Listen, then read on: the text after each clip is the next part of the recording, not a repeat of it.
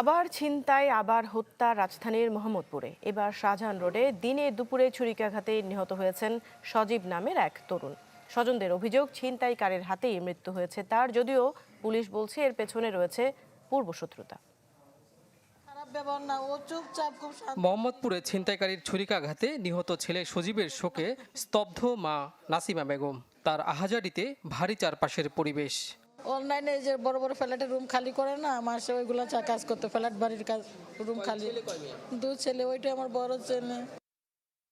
নিহত সজীব Mohammadpur town hall এলাকায় সবজি বিক্রির পাশাপাশি বাসাবাড়ি পরিবর্তনে মজুরি খাটত বলে জানায় স্বজনরা। ছিনতাইকারীদের মোবাইল না দেয়ায় হত্যার ঘটনা বলে অভিযোগ তাদের। ছিনতাই বিষয়টা আসলে মোহাম্মদপুরে অনেক বেশি। সরকারের উদ্দেশ্যে এটাই বলবো যে আমার ভাগিনার বিচারটা আমি সুষ্ঠুভাবে যেন পাই।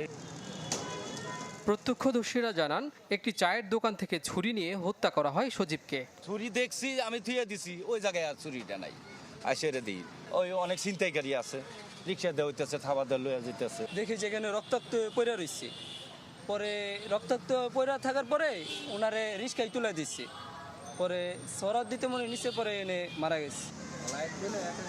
স্থানীয়দের অভিযোগ, মোহাম্মদপুর এলাকায় প্রায়শই ঘটছে চুরি, ছিনতাই আর হত্যার ঘটনা, তবে নির্বিকার পুলিশ। কয়েকজন মিলে আসে, গলার ভিতরে চাকু লাগাই দেয়, তারপরে মনে করেন থাপ্পড় টাপ্পড় দিয়ে মোবাইল টোবাইল নিয়ে চলে যায়। দেখতে মনে হয় যে তারা একটু নর্মভদ্র।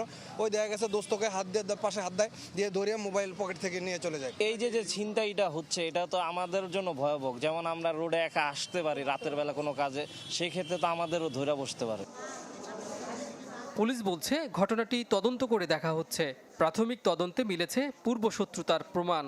পূর্বশত্রুতা ছিল, ঘটনার যা বোঝা যায় সাক্ষী প্রমাণে। ওর সাথে, নিহতের সাথে যে ছেলে ছিল, এরা দুইজন আর ও ছিল একা। যে ছেলেটা মারছে, মারামারি এক পর্যায়ে ও ছুটে যায় পাশের দোকান থেকে আধা কাটা একটা চাকু নিয়ে এসে, চায়ের দোকানে আধা কাটে না, সে চাকু নিয়ে এসে একে বসায় দিছে। এই হলো ঘটনা।